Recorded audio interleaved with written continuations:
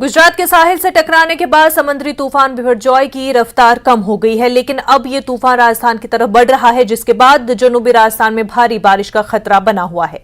इससे पहले तेज हवाओं और मूसलाधार बारिश के साथ साइक्लोन बिपरजॉय ने गुजरात में बड़े पैमाने पर तबाही मचाई। देखिए रिपोर्ट।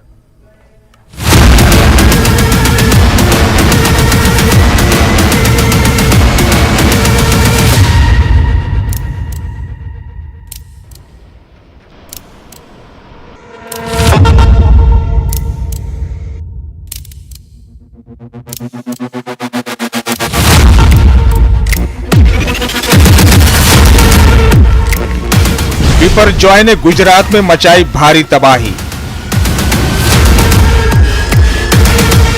तूफान ने निजाम जिंदगी दरहम बरहम कर दिया।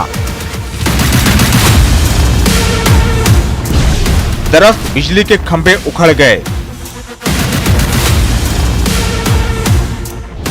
900 गांव में बिजली गायब। अब राजस्थान की तरफ पेशकदमी कर रहा है तूफान।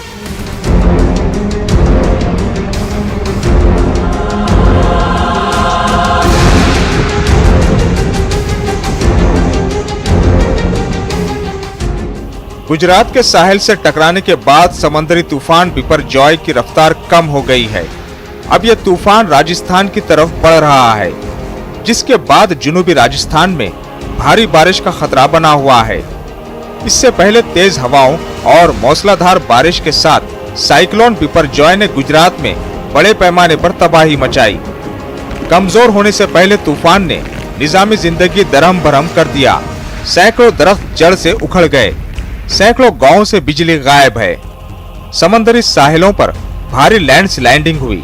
नेशनल डिजास्टर रिस्पांस फोर्स के मुताबिक तूफान के जमीन से टकराने के बाद किसी भी शख्स की जान नहीं गई है। एनडीआरएफ के डीजी अतुल अग्रवाल ने कहा कि लैंडफॉल से पहले 2 लोगों की मौत हुई थी। खुशकिस्मती से लैंडफॉल के बाद कोई जानी नुकसान नहीं हुआ है।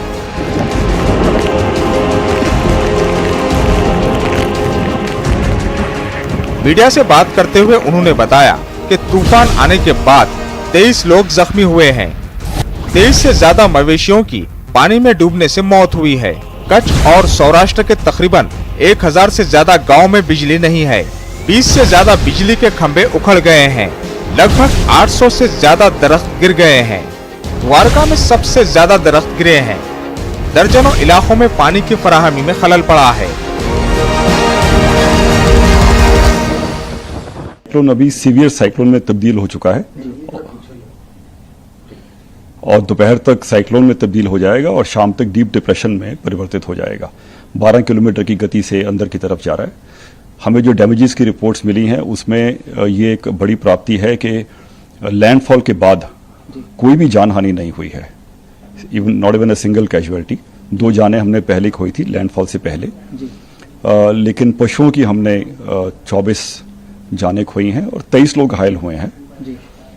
घरों के डैमेजेस की बात करें तो 500 से अधिक घर डैमेज हुए हैं, लेकिन उसमें ज्यादा कच्चे घर जो हट्स हैं वो डैमेज हुई हैं। पक्के मकान शायद 6-7 ही डैमेज हुए हैं।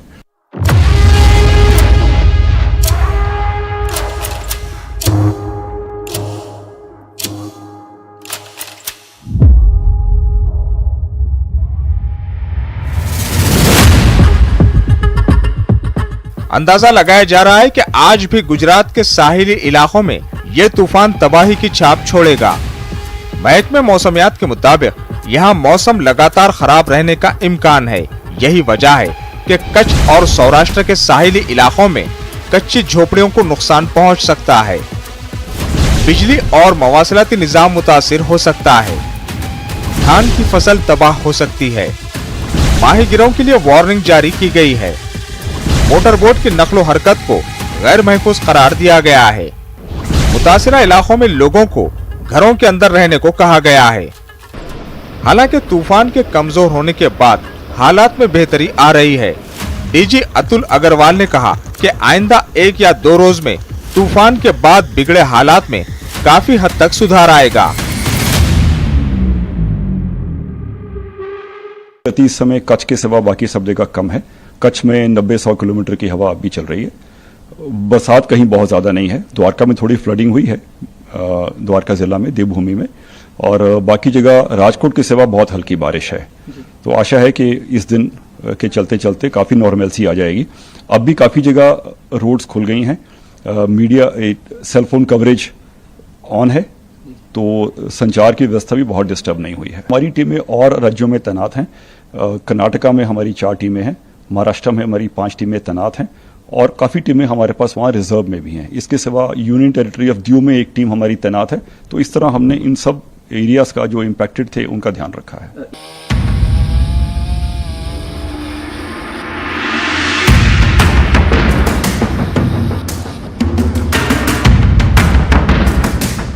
वहीं बिपरजॉय अब गुजरात से आगे बढ़ने के मूड में है। माना जा रहा है कि ये तूफान 16 जून को राजस्थान में कहर बर्पा कर सकता है। इसकी वजह से महकमे मौसमियात ने पूरे राजस्थान में रेड अलर्ट जारी कर दिया है। महकमे मौसमियात के मुताबिक आज बाड़मेर, जालोर, जैसलमेर और जोधपुर समेत आसपास के कई इलाकों में तेज बारिश और तूफान के इम्कानात हैं। करीब 15 जहाज तैयार करके रखे हुए हैं डिफरेंट जगह गुजरात के अंदर। गुजरात में हमारे 8 स्टेशंस हैं, इंक्लूडिंग गांधीनगर। ये हमारा ऑपरेशनल बेस नहीं है, लेकिन तूफान को देखते हुए हमने अपने 2 डॉर्नियर यहां शिफ्ट कर लिए हैं। वहीं लोगों से तूफान से बचने के लिए एहतियाती तदाबीर पर अमल करने की गुजारिश की जा रही है। साहिली इलाकों में जाने से परहेज करने को कहा गया है। माहीगिरों को समंदर में जाने से मना किया गया है। उम्मीद यही की जा रही है कि जल्द से जल्द इस तूफान का खतरा टल जाए। Bureau report, news 18 JKLH। Manipur में मरकजी वजीर ममलिकत डॉक्टर राजकुमार रंजन सिंह की रिहाइशगाह पर भीड़ ने हमला कर दिया। हुजूम ने अम्फाल के कोंगबा वजीर की रिहाइशगाह पर तोड़फोड़ की और आग लगा दी। हमले के वक्त राजकुमार रंजन अपनी रिहाइशगाह पर मौजूद नहीं थे। इस वाकये के बाद मरकजी वजीर ममलिकत ने कहा कि मौजूदा रियासती हुकूमत अमन कायम करने में नाकाम रही है। काबिल जिक्र है कि मणिपुर में सूरत हाल के पेश नजर इंटरनेट सर्विसेज 20 जून तक मुअत्तल कर दी गई हैं। मणिपुर में कर्फ्यू के बावजूद इस हफ्ते हमलों और झड़पों के वाकयात सामने आए हैं। Was working for the last 30-40 years for the ethnic harmony and respecting each others. There is no religious issue. We are free. India, you know, is secular. Anybody can, any community can have their own faith. There is no restriction, not on that base. But this is unwanted and this is unguarded incident.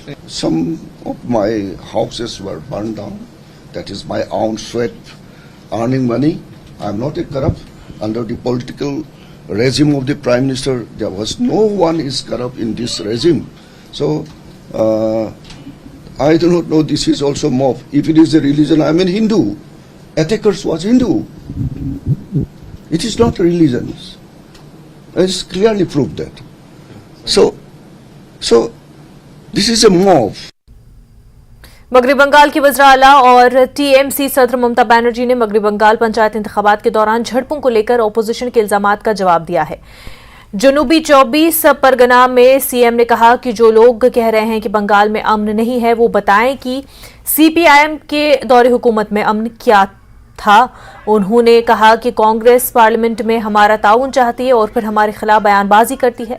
ममता ने कहा कि TMC BJP के खिलाफ कांग्रेस का साथ देने के लिए तैयार है, लेकिन सीपीआईएम से हाथ मिलाने के बाद हम से ताउन की उम्मीद न रखें। काबिल जिक्र है कि कांग्रेस ने बंगाल पंचायत चुनाव में सीपीआईएम से इत्तेहाद किया हुआ है। टीएमसी चीफ ने कहा कि कांग्रेस बीजेपी की गोद में बैठी है और बीजेपी कांग्रेस की गोद में बैठी है। ममता बनर्जी ने कहा कि अगर कांग्रेस बंगाल में बीजेपी के साथ इत्तेहाद करती है तो इसे कौमी सतह पर हमसे हिमायत की उम्मीद नहीं रखनी चाहिए। आज के तुमरा बोलছো বাংলায় শান্তি নেই, কিসের শান্তি?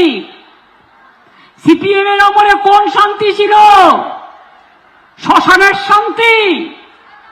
কংগ্রেস অনেক রাজ্য চালিয়েছো, সিপিএম এর সবচেয়ে বড় দোসর আর বিজেপির বড় দোসর, আর পার্লামেন্টে আমাদের সাহায্য চাও, আমরা করব তাও বিজেপির বিরুদ্ধে, কিন্তু মনে রেখো বাংলায় সিপিএম এর সাথে ঘর করে আমাদের কাছে বাংলায় সাহায্য চাইতে আসবে না।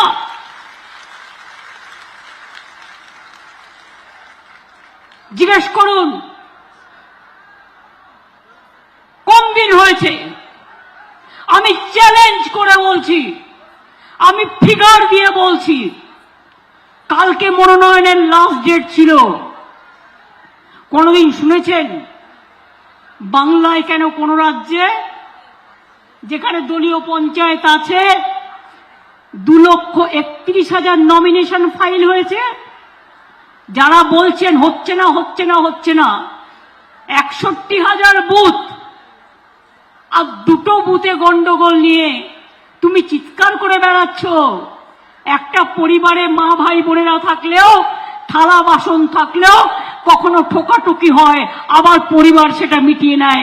এটা কোনো ম্যাটার নয়, কারণ পরিবারটাকে অটুট রাখতে হয়।